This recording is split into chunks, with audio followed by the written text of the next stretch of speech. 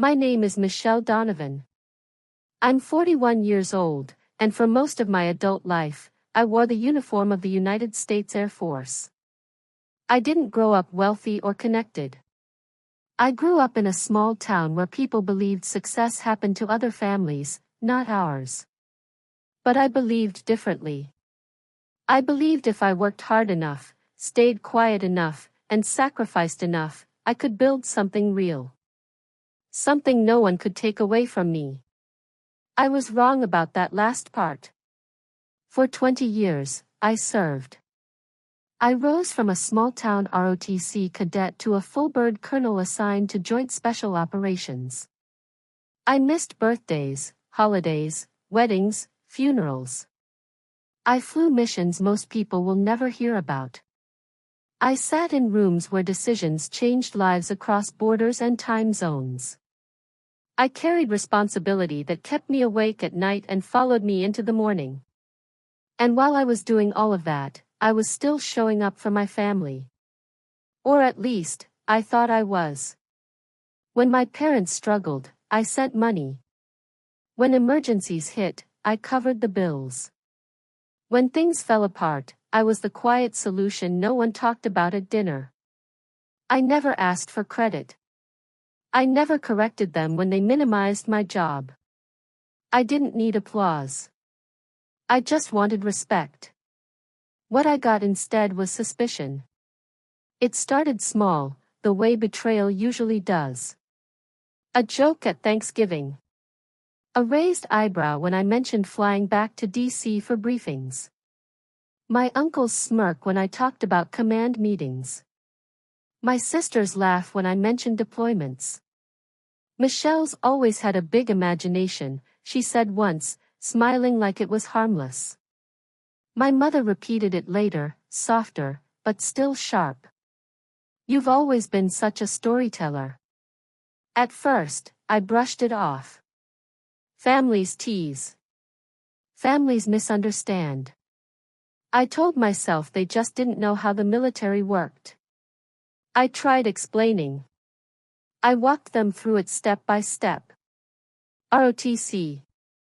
Commissioning. Flight school. Deployments. Promotions. Evaluations. Selection boards. I explained how special assignments accelerate careers. How 20 years of consistent performance can open doors most people never see. My father stopped me mid-sentence. Paper doesn't make a soldier, Michelle. I should have heard the warning in his voice then. I should have recognized that this wasn't confusion. It was resentment. But I kept trying. I kept explaining. I kept believing that if I just said the right words, they'd understand. A week later, my mother sent a text that changed everything. If it's true, prove it. 4 words. That was all it took to unravel 20 years of silence and sacrifice.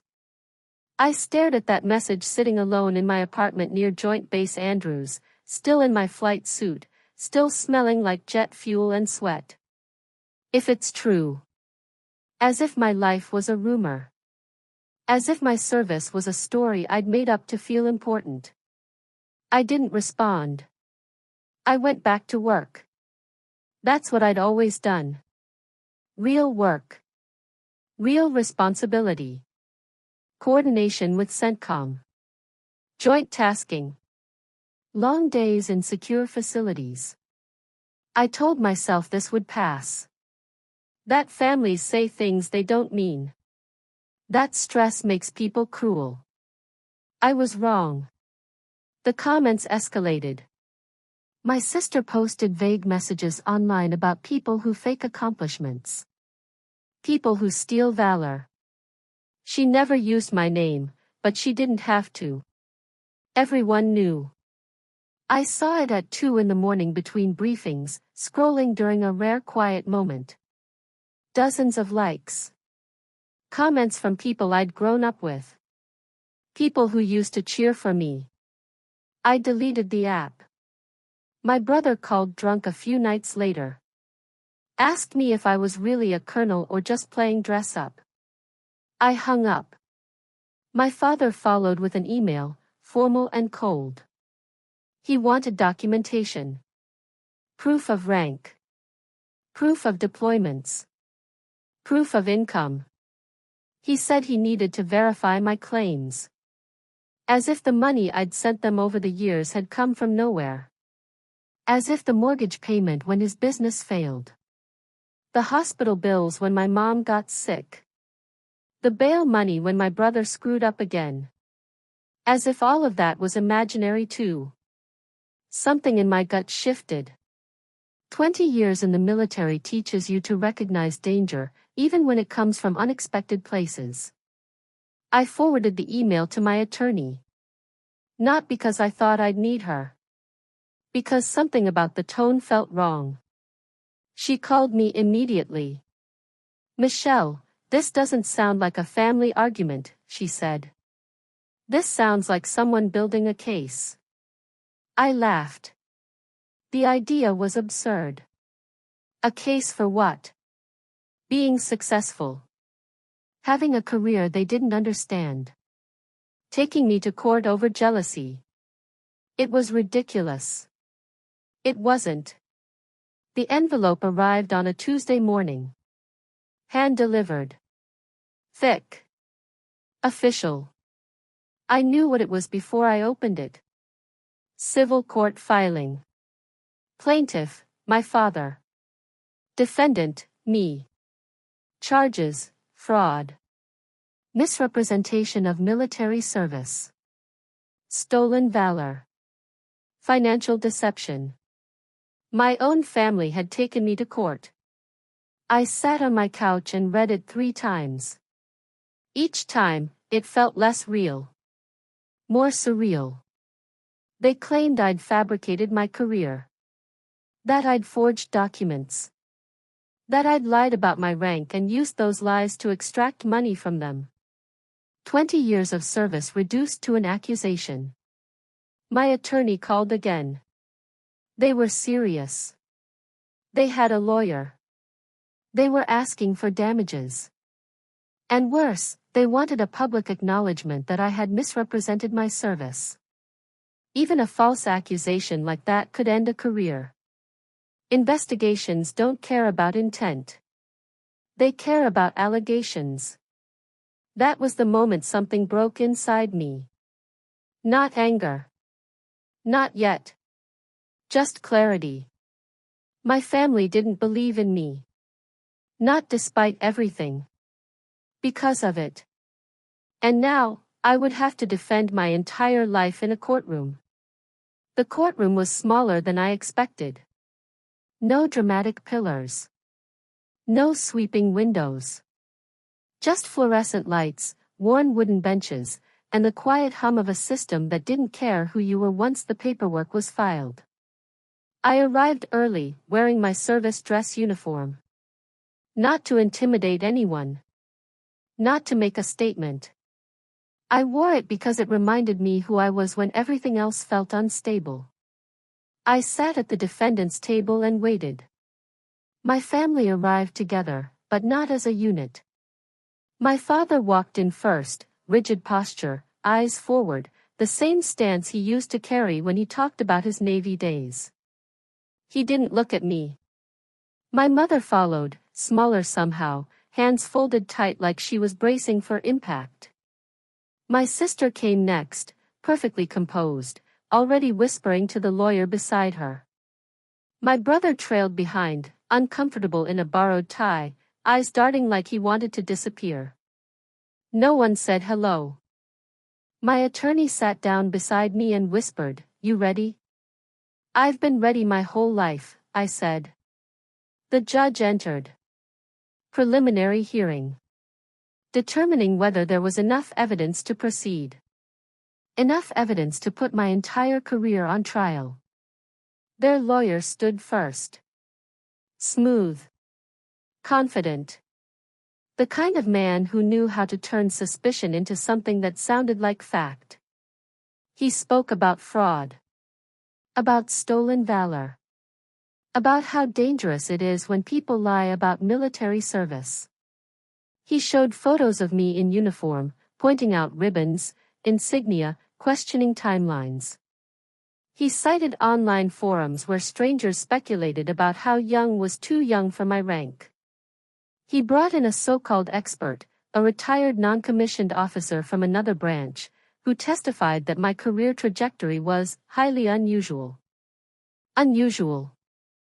Not impossible. Not fraudulent. Just unusual. But in that room, the word hung heavy. Then my father took the stand. He didn't look at me when he spoke. He told the court he started doubting me years ago. That my promotions came too fast. That my story sounded exaggerated. That when I explained special assignments and accelerated boards, it felt like excuses. Did you ever verify these concerns? My attorney asked during cross-examination. No, he said. I didn't think I needed to. Did you contact the Air Force? Request records? Speak to anyone in her chain of command? No.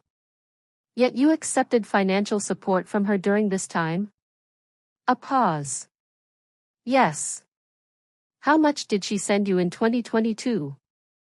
$40,000. And she paid for your wife's surgery the following year? Yes.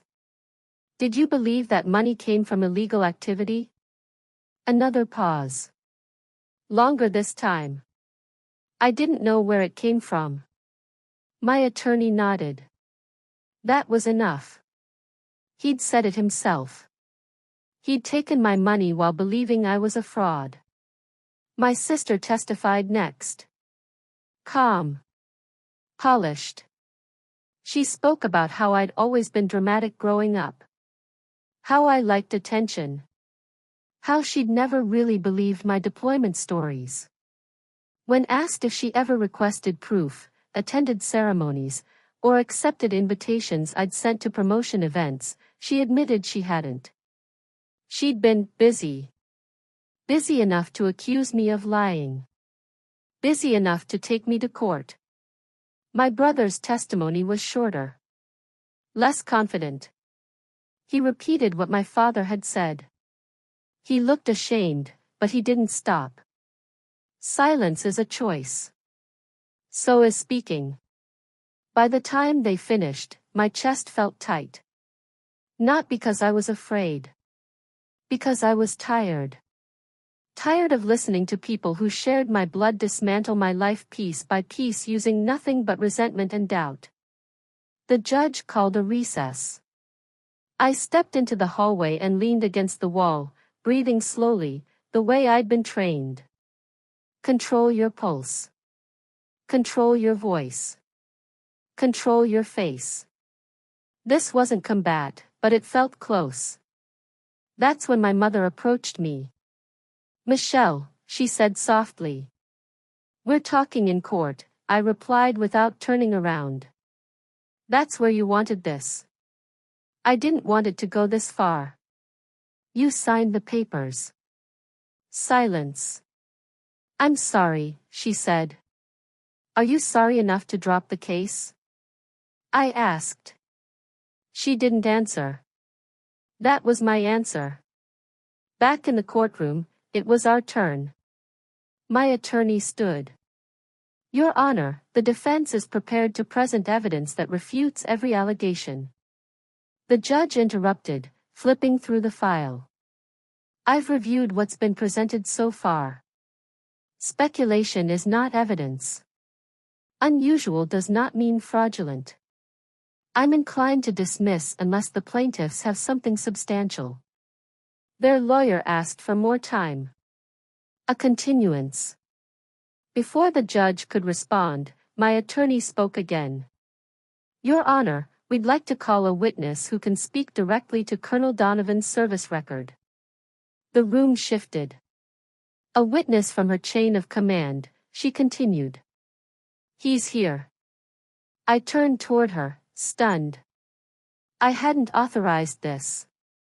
I hadn't wanted anyone else dragged into my family's mess. The courtroom doors opened. And everything changed.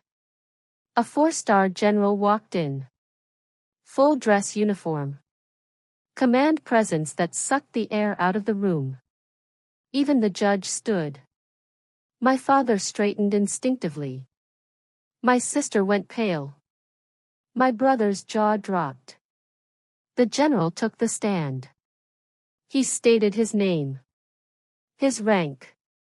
His position. He said he had personally reviewed my record.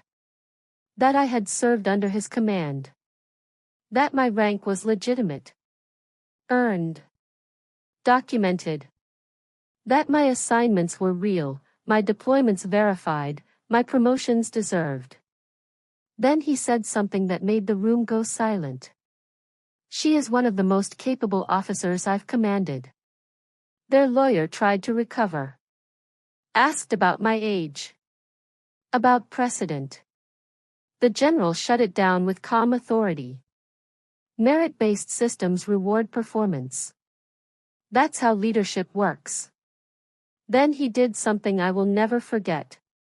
He turned toward my father, held his gaze for a long moment, then turned to me. And he saluted. A 4-star general saluting me. Not protocol. Not formality. A statement. I returned the salute. The judge cleared her throat. Does the plaintiff have any further evidence? Silence. I'm dismissing this case with prejudice, she said. You have wasted this court's time and attempted to destroy a career built on service. This is over. The gavel fell. But the real impact hadn't hit yet. Because as the general stepped down, he added one final sentence, almost casually. In certain operational contexts, Colonel Donovan holds authority that supersedes rank. Then he looked around the room. In those situations, she outranks everyone here. The silence was absolute. And that was the moment my family realized what they'd done. The hallway outside the courtroom emptied quickly. Lawyers packed briefcases. Court staff moved on to the next case like nothing extraordinary had just happened. My family walked past me without a word. My father kept his eyes forward. My sister stared at the floor. My brother hesitated, like he wanted to say something, then didn't. That was it. No apology. No acknowledgement. Just silence. I stood there longer than I needed to, letting the adrenaline drain out of my system. I had won. The case was dismissed. My name was cleared. My career intact. But victory didn't feel like relief. It felt like loss. Not of reputation. Of illusion. I went back to work the next morning like nothing had happened. Briefings. Reports. Coordination calls.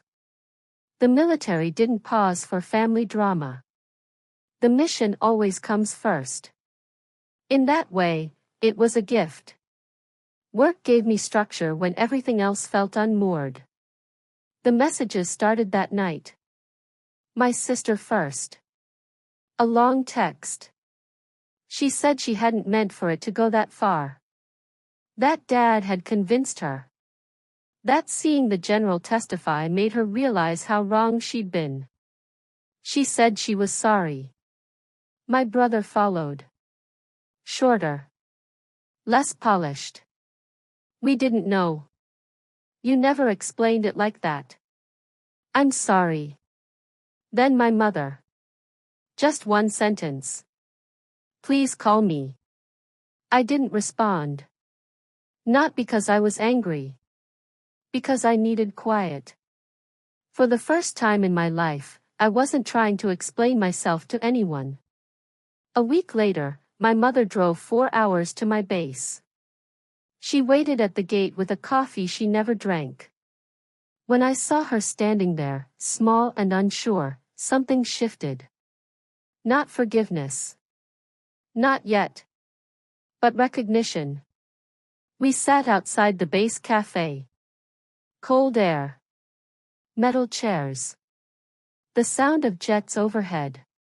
Your father isn't coming, she said. He can't face you. Good, I replied. She didn't argue. She told me the truth instead. That my father had always felt like a failure after leaving the service. That watching me succeed made him feel small. That believing I was lying was easier than accepting that I had become everything he hadn't. That's not my burden, I said. I know, she said. It never was. For the first time, she didn't defend him. That mattered more than any apology. I'm not ready to forgive, I told her. I'm not asking you to, she said. I'm just asking to be here. We started slowly after that. Coffee once a month. Short calls. No pressure. No rewriting history. Just honesty. My father never reached out. Months passed. Then years. Life moved forward the way it always does. I received orders for a temporary assignment overseas. 3 weeks in Germany. Long days. Gray skies. Real work with real consequences. When I came back, there were more messages waiting. Apologies. Explanations. Requests to talk things through. I deleted most of them. Then one morning, a classified notification appeared on my screen. Promotion selection. Brigadier General. 1 star. I stared at it longer than I should have. 20 years of service. Every sacrifice. Every quiet moment. Every time I chose duty over comfort. This was the result. I didn't call my family. The ceremony was scheduled 6 weeks later. Small. Formal. Standard. I invited my squadron. Colleagues. Mentors. People who had seen my work up close. At the last minute, I invited my mother. Just her. She sat in the 3rd row, hands folded, eyes shining. When the general pinned the star on my shoulder and saluted me, I felt something settle inside my chest. Not pride. Not revenge. Completion. After the ceremony, my mother hugged me. Longer this time. I should have believed you sooner, she whispered. Yes, I said. You should have. I didn't soften it. Truth doesn't need cushioning. Months later, my father had a heart attack. He survived. He asked for me. I didn't go. A package arrived instead. No return address. Inside, his old service insignia. His ribbons. A letter. He admitted everything. Jealousy. Insecurity. Regret. He said he was proud of me. It was a good letter. Honest. Too late. I put it away and went back to work. 2 years later, standing in a Pentagon briefing room, 1 star on my shoulder, I realized something that changed how I see everything. The courtroom wasn't the defining moment of my life. Neither was the promotion. The defining moment was the day I stopped needing my family's belief to validate my existence. Some people will never celebrate your success. Especially when it forces them to confront their own failures. That's not cruelty. That's human nature. And you don't have to carry it. I built my career without applause. I survived betrayal without revenge. I set boundaries without guilt. And I learned that respect doesn't come from blood. It comes from consistency. From showing up. From doing the work when no one is watching. If you've ever been doubted by the people you sacrificed everything for, I want you to hear this. You don't owe anyone proof of your worth. You don't need permission to succeed. And you don't have to keep shrinking yourself to protect someone else's pride. Sometimes the strongest thing you can do is walk forward without looking back. If this story resonated with you, let me know in the comments. Have you ever had to set boundaries with family? Where do you draw the line between loyalty and self-respect? Would you rebuild after a betrayal like this, or walk away for good? If you've ever had to stand alone to protect your truth, you're not alone here. Don't forget to like this video, subscribe to the channel, and share it with someone who needs the reminder. Your story matters. And sometimes, reclaiming your worth starts with believing yourself first.